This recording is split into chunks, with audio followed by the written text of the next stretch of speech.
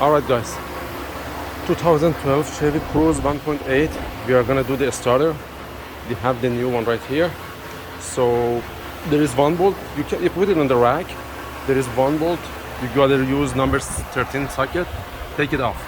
The number 13 on the up, the other one, which is the tricky one, you can lower down the vehicle.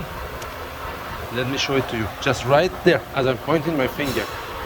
Just right there, you can access with the 13 millimeter wrench. And then with the 13 millimeter wrench, you can lose it up, take it off with your fingers.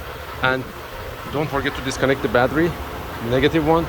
And then disconnect all the wire, go to the starter. As I mentioned, you need to take the bottom bolt first by raising up the vehicle, and then lower it down. Go lose the upper one, then you can wiggle the starter just like that. It's gonna come out. That was the quick guide for the starter replacement on 2014 Chevy Cruze 1.8. Thank you guys for watching.